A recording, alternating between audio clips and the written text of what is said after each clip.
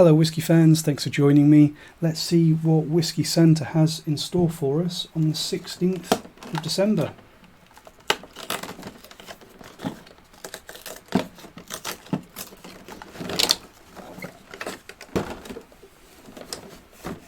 Let's look after the hat there. Part of my trademark, don't you know? Right, label away. Break wax seal. Let's put that one over there. Clean glass. Let's get to it. I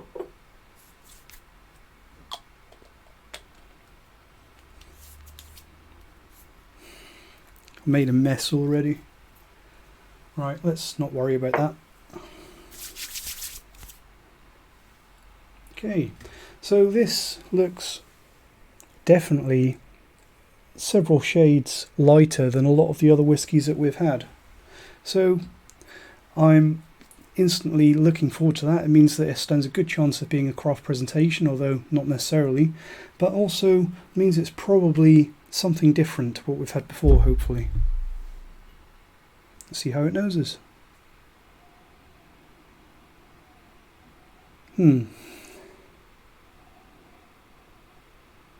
So I may be wrong, but straight out of the gates I'm going to say that this is younger than most of the whiskies that we've had so far.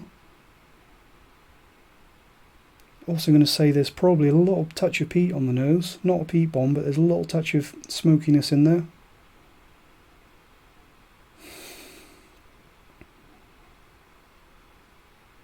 And I'm going to say that it doesn't smell like it's full of cask extracts. It smells like a whiskey that's maybe been matured in a refill cask, a less active cask that hasn't just filled the whiskey with bourbon or sherry notes. It smells like it's the malt that's actually gone through those transformative years rather than the malt picking up flavours from the cask.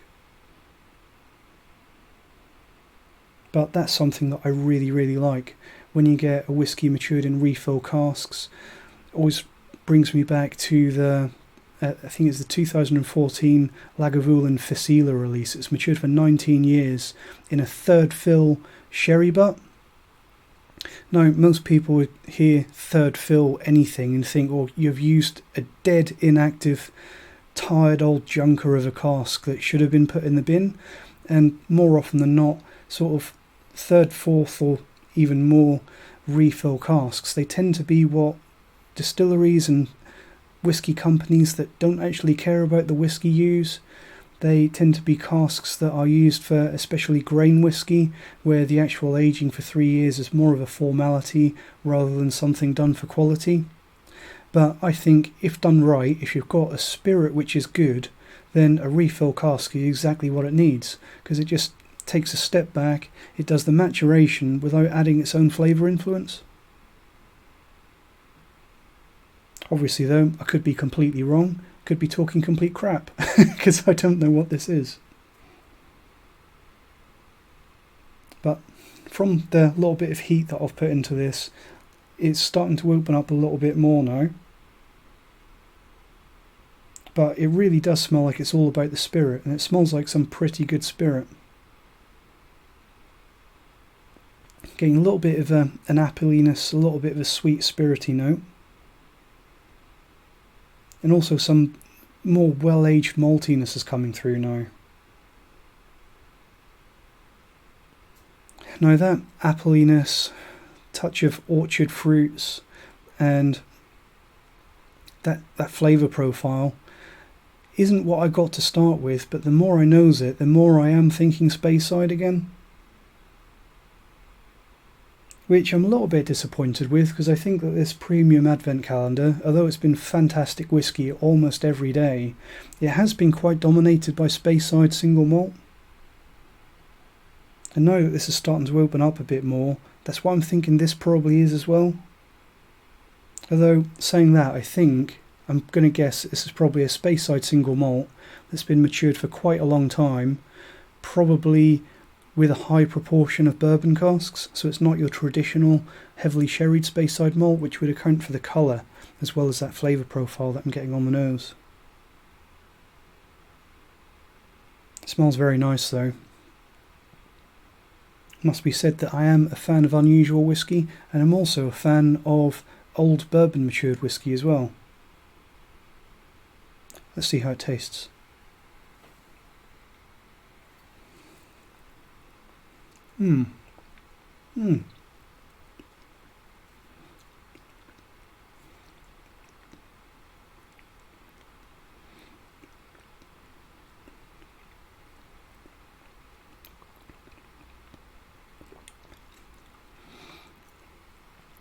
That is really unusual. That appleiness that I got on the nose is coming through in spades on the palate. Really strong notes of apple, fresh green apples, really sweet and juicy, a little bit of sourness, and also bucket loads of apple peel as well. So slightly bitter, slightly tannic, slightly tart appley notes. I think this is one that's it's one of the more simple drams in this year's advent calendar, but I think it's a really good one, really good quality, and I really enjoy that. As for a guess at what distillery this comes from, I still think it's probably a bourbon matured Speyside, but other than that, I'm probably going to struggle to guess on that one. What distilleries are really full of really strong appley notes? That's a tough one. I am wondering if there's a slightly unusual cask been used in there. Maybe something like a cognac cask? I wouldn't be surprised at all if there's been some unusual cask type used in this, but really, I really don't think I'm going to be able to make any sort of guess that if I guess really close on this one, it's going to be luck. That's what I'm saying. So what do I think I know about this? In terms of ABV,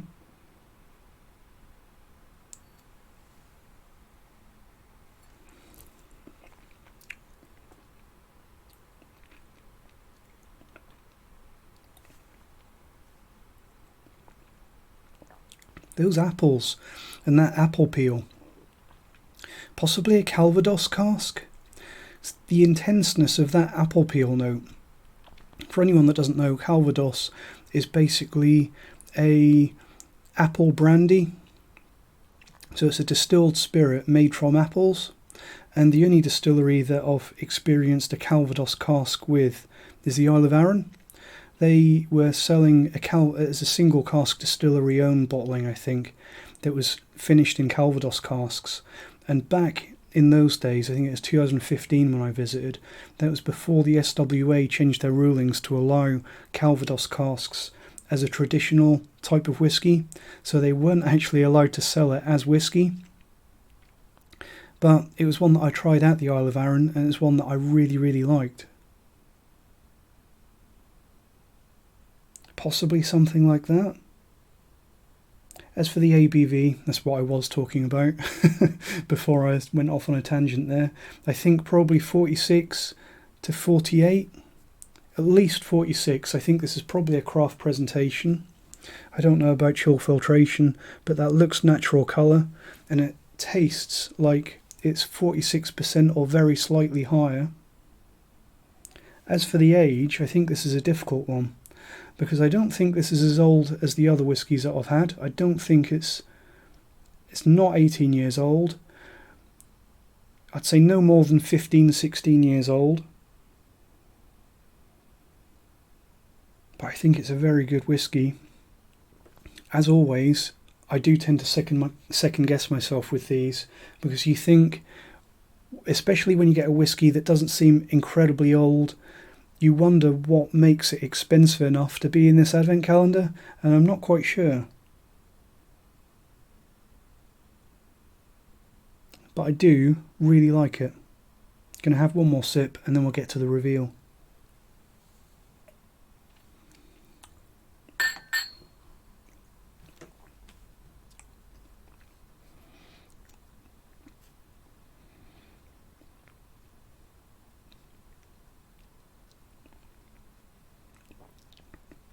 That appleiness really reminds me of that Calvados finish that I had at the Isle of Arran.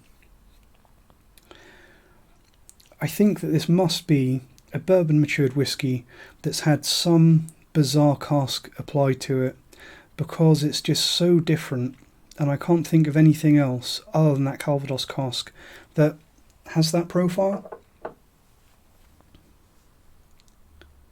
Okay, Isle of Arran, Masters of Distilling 2, The Man with the Golden Glass, single malt Scotch whisky.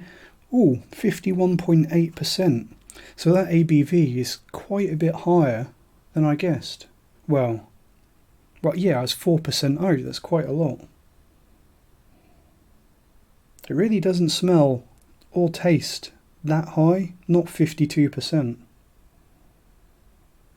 But Isle of Arran, being an absolutely phenomenal distillery, they are more than capable of making whiskey to such a high degree of quality that you aren't aware of the high ABV like you are with some other distilleries. Brings me back to the Isle of Arran they did a special release a few years ago now. I think it was 10 years old, and it was made with bear barley, and that was, I think, cask strength or thereabouts, and it was just so beautifully drinkable. Just phenomenal stuff coming out of the Isle of Arran, especially considering that they've only been around for 26 years, I think. So yeah, that's my excuse for being a little bit off on the ABV. As for what casks go into this, I've not tried this The Man with the Golden Glass release before. Might do a little bit of research, try and figure out what they've actually put in there. I'd be absolutely thrilled if it turns out to be a Calvados cask, because I know that Isle of Arran have experimented with Calvados casks before.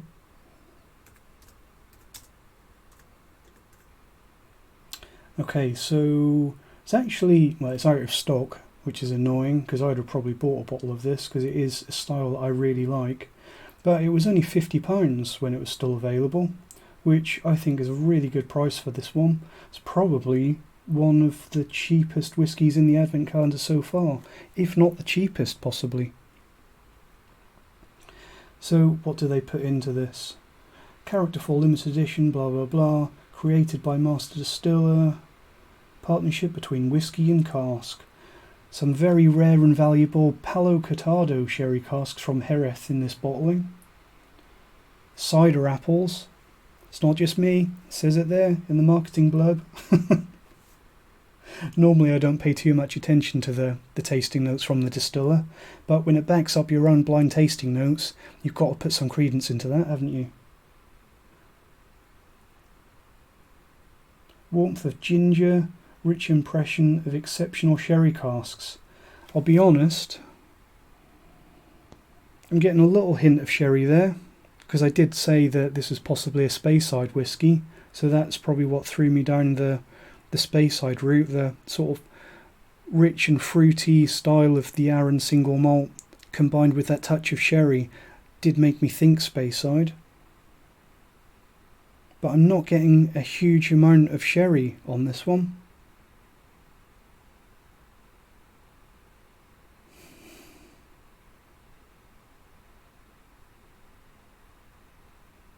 I was really thinking more along the lines of maybe a cognac or a Calvados cask on this one. But it's kind of irrelevant because what they've done works really well here, and I really like it. Not really getting a huge amount of ginger spice on this one either. There's a touch of spiciness in there. So this is a limited release of 12,000 bottles. The annoying thing is that you can't get it anymore.